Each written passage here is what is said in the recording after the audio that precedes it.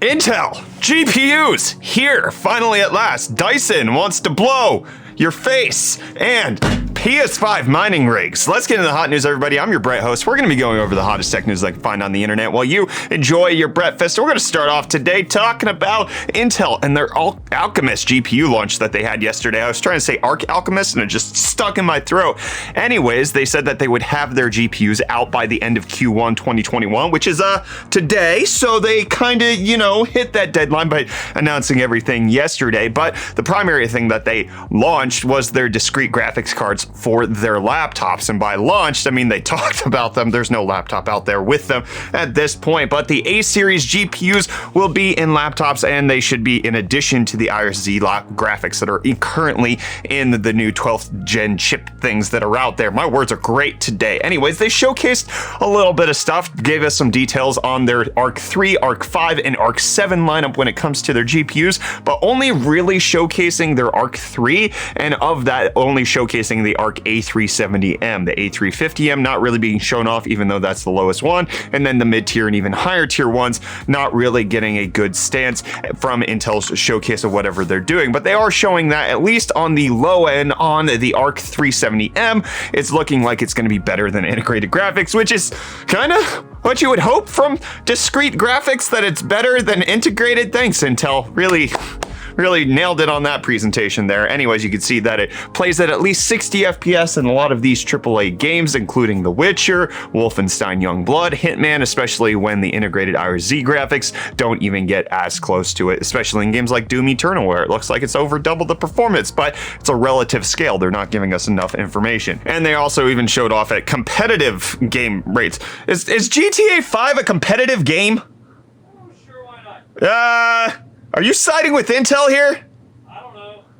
What's wrong with you? Anyways, you can see the benchmarks here on the screen, especially compared to their integrated. Not really showing off benchmarks with regards to comparing it to other discrete GPUs that you might find from NVIDIA, like the RTX 3050, but it does seem to stand alone compared to its currently integrated setup, and then also showing how it performs in professional workloads, especially when it has their, Deep Link, Intel Deep Link, where it connects the integrated and all of that. One of the big things that you should look at here with the launch of the A-series chips is that it has AV1 encode, which is kind of cool and good to see on a new GPU. I like that. PCI Express 4.0, GDDR6. It says Day Zero drivers, which is neat. But do you know what game Intel promised Day Zero drivers for and then didn't have them? Do you know, Kyler? Battlefield? Elden Ring. They said that they were going to have Day Zero drivers for Elden Ring, and do you know when they came out with it? A few days later. That's not 0 day, and the only reason that anybody even talked about it was because tech outlets were like, hey, Intel, you promised us drivers before the game came out, and then the game came out, and then they were like, oops, we weren't going to talk about this ever again. Whoopsie doodles. So maybe hold your breath here. But one of the big things that happened at Intel's event yesterday is they showed off their desktop version of the Arc GPU, especially the limited edition A-series GPU. We're getting pictures of that right now. I, for one, think that this looks way better than all of the leaked renders we were seeing previously, and this does look sleek and modern. I fully enjoy this blacked out GPU design. Got fins everywhere. You got a matte setup here, and then you got that little swipey on the back. It looks really good. I enjoy this GPU. Have you seen it, Kyler? It's okay. He says it's okay. That's it? No, it looks pretty good. It's pretty good for a Founders Edition, right? Like a launch edition, which we're not quite clear what Intel means by limited edition of the GPU, whether it be limited in stock or if limited edition is what they're going to call like their Founders or their reference cards, and that you'd buy them from Intel directly. But we are expecting the third-party companies like MSI, Gigabyte, and Asus to release their own versions of the desktop GPU. But Intel showing that off, but also announcing that certain things like their software, Arc Control, will not have a login, which is just shade that they're casting towards NVIDIA and their GeForce Experience, and this is essentially going to be like their equivalent of GeForce Experience or AMD's Radeon software that you can work on stuff in that for it. I don't really use this software very often. Like I just install the drivers and then I'm good to go. But things that won't be good to go are Intel's XeSS AI upscaling, them saying that it's going to come in the summer and not when the GPUs are launching. But if I had to guess, this is going to come out around the times the GPUs are actually going to be roughly in stock anyways, because even though Intel is showing off their GPUs, there's no release date, right? Like, they launched it, but where do you buy it? Where is it? It's kind of like AMD. They launched their Ryzen 6000 series laptops. Where? I found one on Newegg yesterday. It's only a 6800H. Where's the rest? They launched months ago. Where are the parts? They don't exist. It's all made up. Just deal with what you have and be frame poor forever. And if you invested in crypto, you might be real poor right now, because let's talk about Cryptostonks.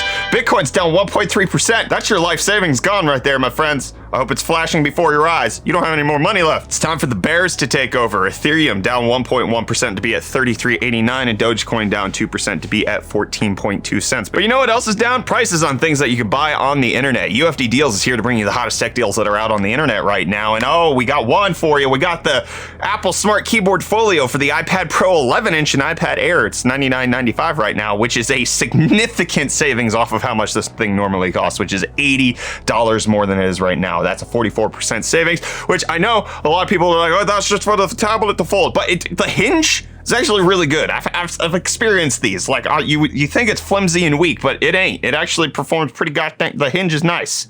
It's got good hinge qualities. And Dyson's got good face qualities because they're coming out with their new Dyson Blow face blower, which I forgot. It's called the Dyson Zone. I can't take this thing seriously at all. It's noise canceling headphones that also filter air from your ears and blow it into your face. This is great stuff. This is exactly what you want. And you can see it looks just as good as you would expect a Dyson face clone zone thing to cover you. It allows you to cancel out noise so that you can't hear people talking about how ridiculous you look. You see your Aunt Betty casting some snide remarks at the Thanksgiving table, how cyberpunk freak looking you are. You can't hear it. It's not happening. Thanks, Dyson, for saving me from my family dinners. So it's neat. I don't have anything good to say about this, honestly, because Dyson, number one, obviously stupid expensive products. They didn't release the price on this, nor the release date, just saying that it's potentially coming this year. So stay tuned, but my guess is it's probably going to be, I don't know. I don't have a good guess, but based on what I know Dyson is like, I could see this thing going for like $700 to $1,000, considering what active noise canceling headphones go for right now. Like, you just look at Sony's and they're like $300, and then you're just like, yeah, you gotta throw in a Dyson Premium $1,000 face things. It's good stuff. Thank you, Dyson, for blowing my face. But what's also going to be coming out sometime later this year might be a blow to people's brains, not their face. It's the Stanley Parable is coming back with some DLC and being expanded on April 27th. It's the Stanley Parable Ultra Deluxe, getting a release date trailer for you to anticipate all of that. I actually haven't played the original, but this might be a good time for me to foray into it. But the Ultra Deluxe is a DLC. It's got expanded storylines, new content, secrets, and other things that are in the game. I'm kind of intrigued. Maybe I'll take a look at it when it comes out on April 27th, which is the day I get my LTTstore.com butt tattoo. And the day where 3G is shutting down on T-Mobile is today. They're beginning the process of shutting down Sprint's 3G network, and it'll be completed by May 31st. T-Mobile saying that it's going off without a hitch, and it's all going off. You can't get no Sprint 3G anymore. You wanted it. You should have thought about that before you built your entire infrastructure on it. And we have tons of chips that actually still use 3G and are probably going to be obsolete now, and it's probably a little bit of a big problem, but who cares anyways? And who cares about crypto mining besides people who want to do it? Good questions, Brett. I'm on a roll today. Anyways, PlayStation 5 APUs appear to be making their way into an ASRock crypto miner that's launching out there. It's going to cost you 15 grand and hit 610 mega hash on Ethereum. And it turns out that the things that are in this crypto miner are obsolete or bad PlayStation 5 APUs based on the PS5's Oberon processor, which essentially means that this thing is really expensive and has a current payoff day of about a year to a year and a half, which is not very good. But you know, in case you want it, you can mine on a lot of PlayStations. This is how you mine on consoles, my friends. You wait for the company who made it to turn it into a PC, and then you turn that into Ethereum mining. That's the hot news I got for you today. I'll see you tomorrow for more tech hot news things. Great stuff. Whee!